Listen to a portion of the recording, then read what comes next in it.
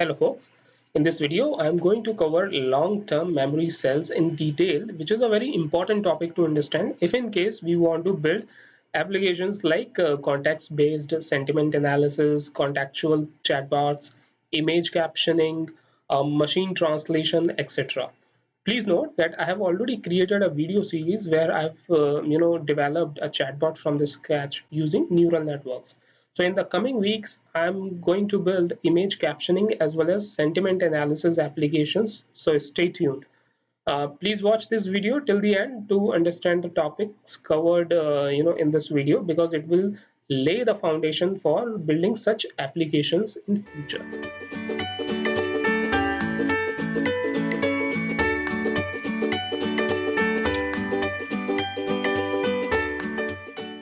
Folks, this is Nitin welcoming you to the AI University channel, where you can learn all your favorite digital technologies like machine learning, deep learning, AI, big data, Hadoop, virtual reality, and cloud computing. And you can acquire related skill set in order to advance your career in these fields.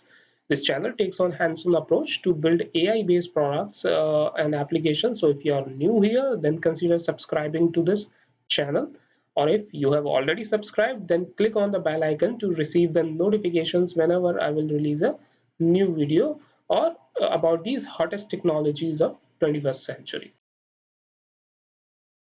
So in the previous video, I covered the advantages of long memory cells over truncated backpropagation through time to deal with vanishing and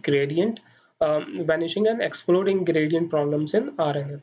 Here, I will show you how these long memory cells are arranged. We saw that the main idea behind long memory cell is that a single recurrent neuron holds more state and therefore has more memory. As discussed in previous videos, we will make use of we make use of memory cell instead of using a single neuron. Memory cell is a basically group of recurrent neurons which work together. So let's consider this rectangular box here on the screen, which is in fact depicting a memory cell. Now the inputs to this memory cell are X, which is an input at the current time step T. Then we have a long-term memory C of previous time step T minus 1, and short-term memory H of previous time step T minus 1. Now this box or memory cell contains several other components, and each of these components has a specific function to perform. There are components which help forget unimportant old memories. Then we have components to form new important new memories.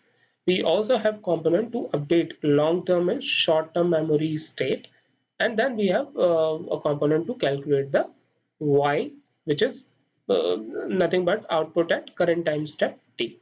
So inside the cell, there is a component which is responsible for updating long-term state represented by CT. Once the choice of what's going to be stored in the long-term state is long-term status made, this is the component responsible for updating this and feeding it back to the input as needed. Similarly, there is another corresponding component that is used to update the short-term memory state represented by HT.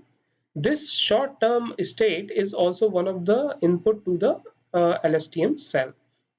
So to understand, it's not just a state, it's both short-term and long-term state. Okay, and this memory cell has another you know has another factor which or component in fact which calculates the output y at time step t.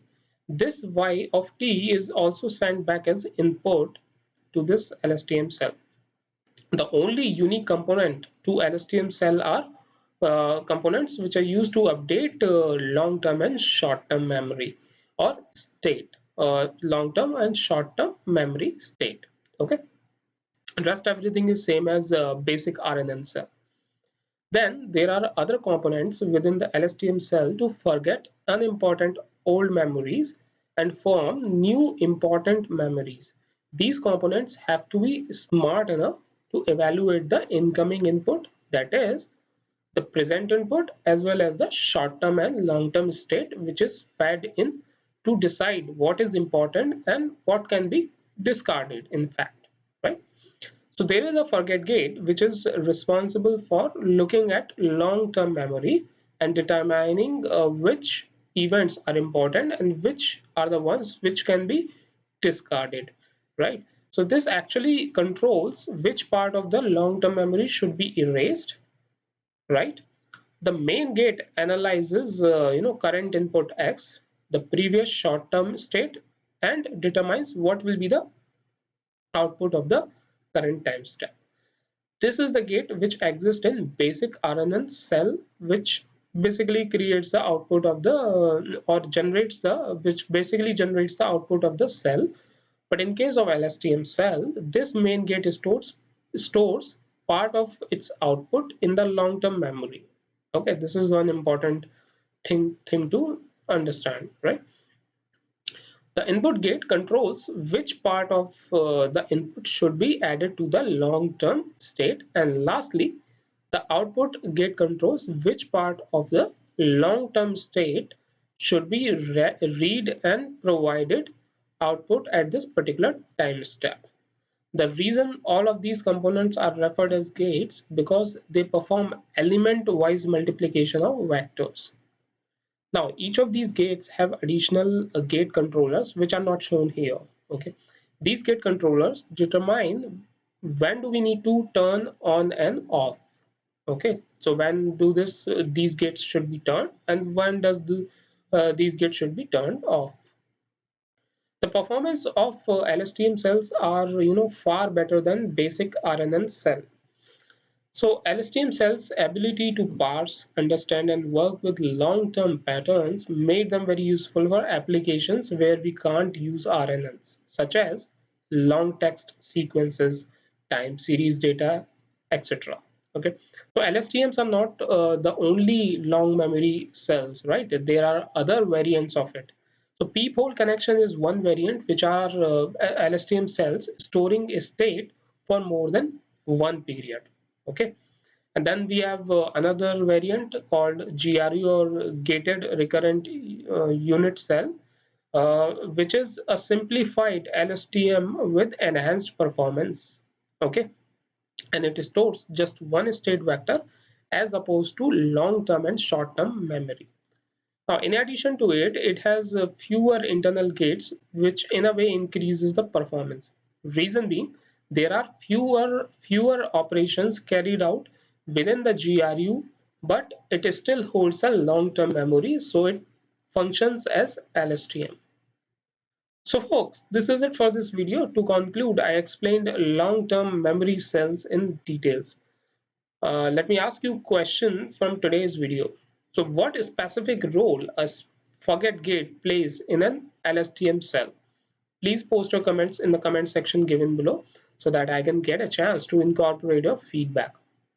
Uh, you can ask your technical questions as well in the comment section, and I will be glad to answer your questions.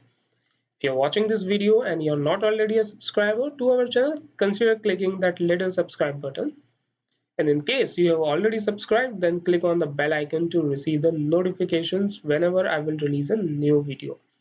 So thanks for hanging out with me, guys. I will be covering next topic in the upcoming videos. So keep on watching. Thank you.